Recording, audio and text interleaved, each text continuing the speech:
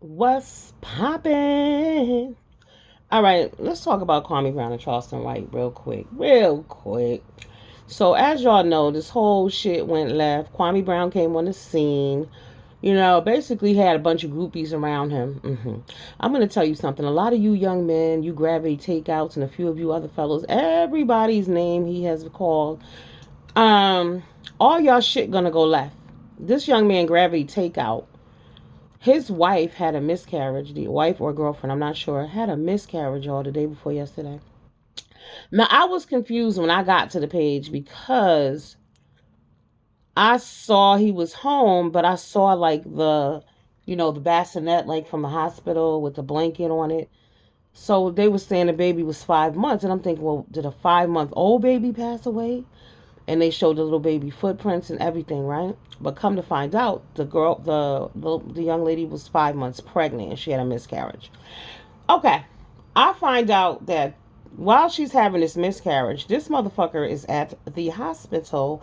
I'm gonna stop using that. I'll explain that later. But this clown was at the hospital. He's videotaping. He showed the baby as the baby's heart rate is dropping and everything. He showed the girlfriend's leg, and he was like, "Oh, I asked her if I could record, and she told me it was okay." Okay, I'm pausing, right? Because you pausing too, right, ladies and gentlemen, with any goddamn common sense and compassion. Why are you on YouTube filming and your baby is dying? That woman needs your love and support. Even if you documented it, right? Document it, but not on a live. Document it so you can edit it later and maybe share it if you feel like it. Very strange. Also, because I was like, dang, they got the bassinet. I was like, they got the empty, the crib the baby was in at home. And I said, well, wow, they need to get rid of that. They need to just work on getting pregnant again because I thought the baby was 5 months old originally. But in the meantime, this nigga, while he's at the hospital, while this woman her baby has passed away, his baby too, he's online, y'all, live, talking shit about Mr. Skinny. What? Excuse me? So after all of this happens, the next day he comes on and he was like, you know what? No holds barred. Mr. Skinny is going down. So he goes and he puts up pictures of Mr. Skinny's wife because Mr. Skinny's wife has a big nose. These are grown ass men, like I said. Now let's talk about Mr. Skinny, another one. So Mr. Skinny talked about the baby passing away. But my thing is that no one would have been able to talk about my baby passing away because it wouldn't have been on YouTube.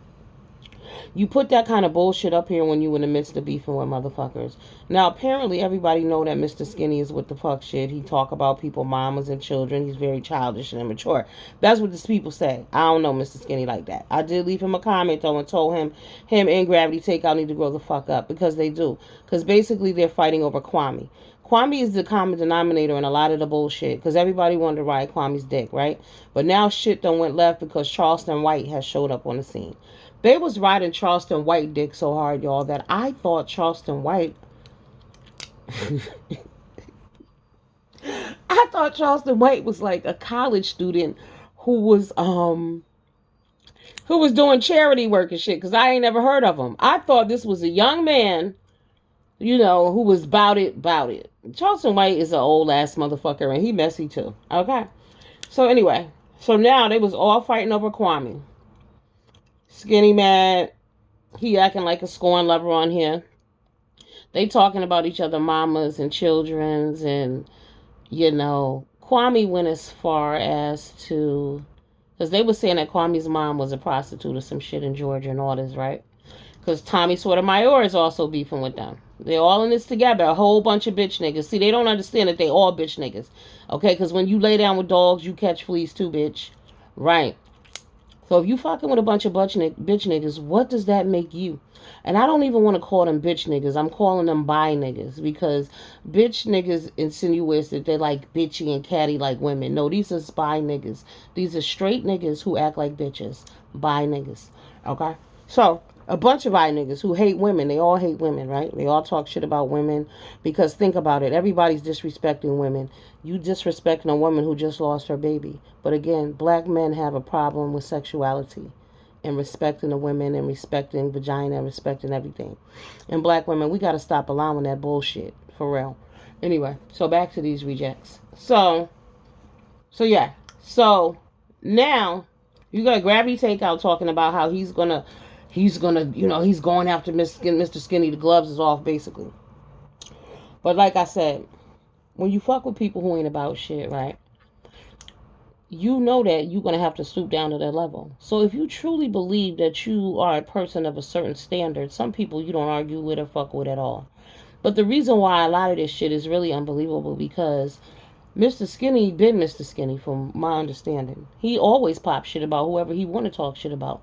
He talk about the sick. He like a beef sector content creator. He do what the fuck he want to do. He say what he want, right? So why are you surprised that he would say it about you? You know, some things you should just expect. Some things you shouldn't get mad about. But my issue with Gravity Takeout was you just experienced the loss of a child and you're worried about a beef with some nigga on the internet. That says more about you than him. Okay? It doesn't matter what he said, what he did. Who cares? You need to be supporting your woman right now. That's your family. You just lost a child. And don't get me wrong, he might be in shock too. But that's unacceptable. YouTube shouldn't be your first go-to. Going live shouldn't be your first option. Now over to Kwame and Charleston White. Here's the thing. Kwame, I don't know, Kwame just, I think Kwame just like wanted to be out there, wanted to be the it guy and all of this, not realizing that you fucking with some real losers. Not even losers, just people who come from a whole different background than you. When you grow up in Brunswick, Georgia, that's one thing. But growing up in the city on the streets, okay, and the game, cocaine game, and all that other good shit, it's a total difference of the person and the product that's going to come up out of that, okay? Now, Charleston is on here playing games with Kwame. What pissed me off was they was playing in everybody's face because Charleston came out and made this video dragging Kwame for filth, right? And people got mad about it, but I'm glad that Charleston did that. It kind of made Charleston look like a snake because him and Kwame was supposed to be cool, and Kwame said that Charleston could have called him. But my hat is off to Charleston because I'm glad you didn't call him. I'm glad you did say that shit publicly because Kwame needed to check himself. Kwame lost his way. Kwame turned into bitches just like them bitches he was complaining about. He turned into that. Right. So Charleston White out here popping mad shit. But what got me mad with Kwame and them was they then tried to say that Charleston was lying. He made it up. We planned this beef. No, y'all didn't. Because nobody in their right mind would allow somebody to come out and drag them with the truth like that. And that's the other thing with y'all with this fake shit or this is not fake. And when you get disrespected, right? Even if it's a joke, it's real. Even if it's a joke, the disrespect still happened. Okay? So, there's nothing funny about that shit. You don't laugh it off. So that's why I said Kwame was full of shit for doing that. But now, there's another guy on here named Self Talk. Okay? All I know is Kwame called out his name from the beginning.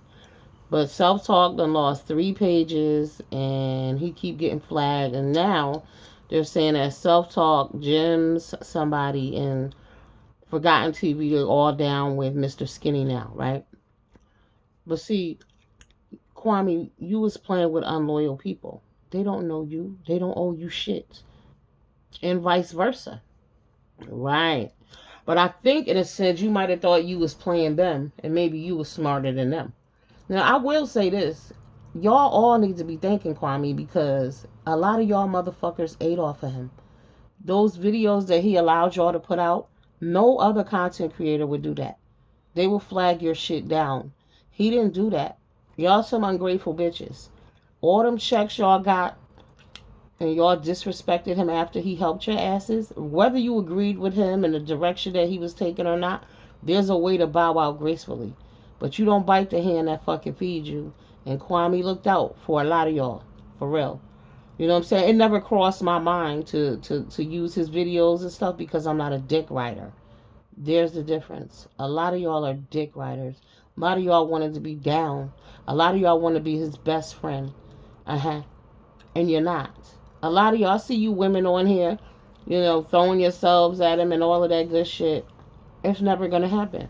Now, I did believe Mr. Skinny when he said Kwame was with a white woman. Facts. Facts.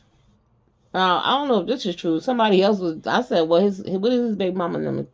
And they said, he got 4 baby mamas. And they said, I guess some of them are Mexican. I said, but I know that last little girl, that mama black. I saw that little girl and I saw the mama.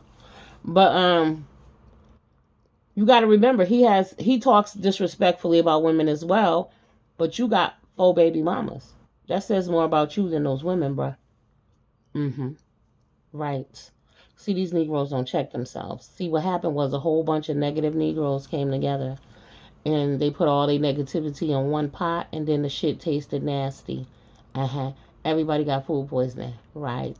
So now niggas is going their separate ways, trying to figure out other things. Charleston is trying to argue with Kwame, and Kwame's not responding. And they're like, Kwame's scared, Kwame's a punk. Let me tell you something. Those 2 words right there get many a black man killed, sent to prison, paralyzed. Right, think about it. Scared and punk. Grown motherfuckers are using the words that another grown man is scared of me. Oh, you scared to argue with me. Oh, you scared and you scared and you scared and you scared. Those are peer pressure words. These are grown-ass men. This shit is out of control. It's trickling down. Like I said, you see the little boy who killed a kid at school today, 12 years old. 12-year-old killed another 12-year-old in a fucking elementary school. Because just think, at 12 years old, you in the what, 6th grade, 7th grade? You're a baby. Right? So, but why? Because we scared. Because we're bullied. People do and say what they want. People don't have boundaries. But these are our people. Even though y'all hate to say black on black, but these are our people.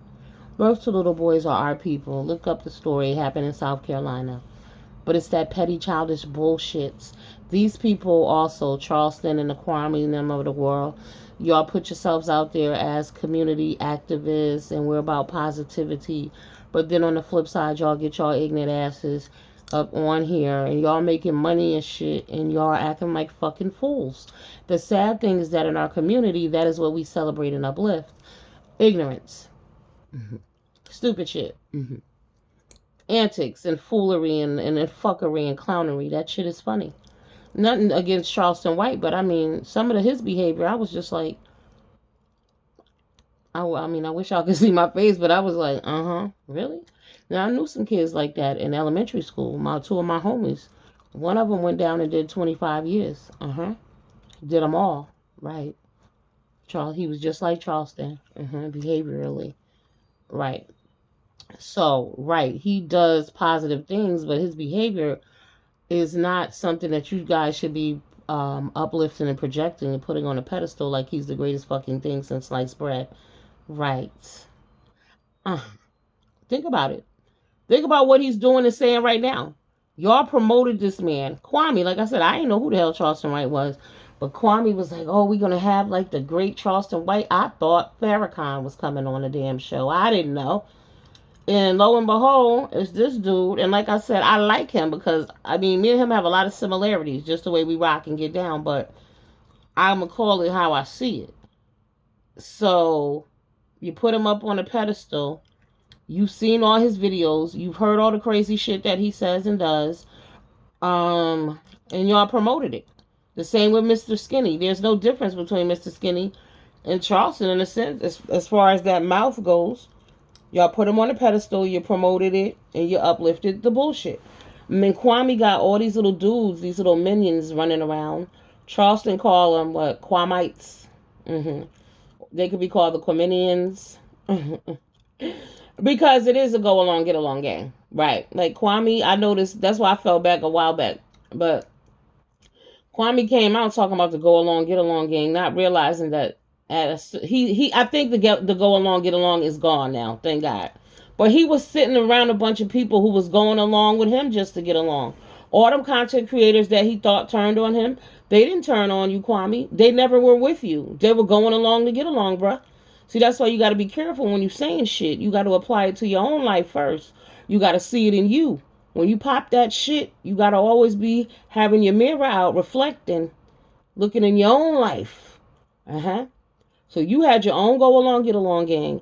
Nobody could tell you shit because you had subscribers like myself, and I would read comments from other subscribers telling you, yo, you tripping, you losing your way, you on the bullshit. You know what I'm saying? You making up songs and shit. You talking about people's mamas. Oh, back to Kwame. They were saying that Kwame's mom was a prostitute, and then Kwame came out with some paperwork the other day to debunk what they were saying. If I could have got to Kwame, I would have slapped the shit out of him because your mama would have. Your mama would have slapped the shit out of you, Kwame Brown, for doing that dumb shit, and you know it. Mama's cooking didn't teach you that. See, I know what Mama's cooking taught you because we felt you, we saw you, and we believed you. And I know you good peoples because we saw it when you first came out. But what happened was you laid down with fucking dogs. And now your ass got fleas too. I think you got your collar and your shot today, though. You should be back 100 real soon. But you got to check yourself. You can't be attaching your energy with other people. If you got a brand, that's your fucking brand. Period. You can't collab with everybody the same way you won't eat and break bread with everybody. Okay? The same way you don't let everybody come to your house. Right. But see, you want to pick and choose. And see, what it is when you do that, you always pick the wrong motherfuckers. It was some people sitting around you that you overlooked who would have supported you and still been there for you. But you treated them dirty because it was more exciting to be with the ignorant mofos. Because you talking shit, but you was cool with Mr. Skinny, you was cool with Tommy Sotomayor, two ignorant motherfuckers. Right. We know their thoughts, opinions, and views. Those was your peoples. But some bitch shit broke that up. Right. The same bitch shit that y'all try to apply to us black women out there in the world. Right. That same behavior, black women don't know how to act. That's how y'all was acting like a bunch of bi niggas. Not even back. Yeah, y'all was acting like a bunch of bi niggas. Yeah. And then y'all got money and y'all rich niggas at that, and y'all acting a fool. Y'all don't deserve the shit y'all have. It's people out here on the street that can't even eat. It's brothers out here that can't get a job, not because they don't want to, but because they don't really hire black men like that. And if they do, they don't really pay them shit. And that's for all of us, because I'm underpaid as well. But you motherfuckers is really on here showing guns, arguing with one another, talking about who's scared of who afraid of who can't beat who.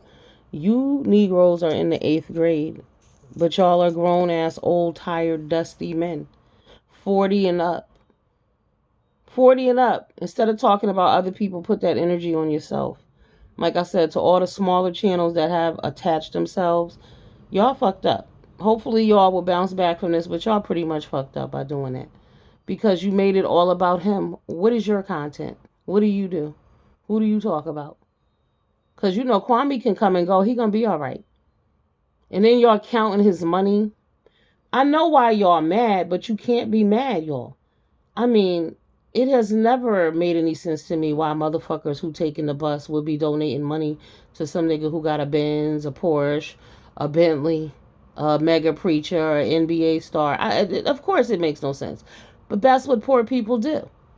They think they're helping him. He don't need y'all fucking help. Period. A lot of people on here think, well, we're giving to his charity when you have your own charity. I'm sure there's charities in your city. There's charity within your family. There's a niece, a cousin, or somebody who could use your help. Somebody, just a nice gesture, it would matter. But no, y'all want to impress Kwame Brown. Y'all want to impress these Charleston whites of the world. Y'all want to give them money to help and push their organizations. And Charleston White said it best. Why the fuck do you need to come to my city when charity begins at home?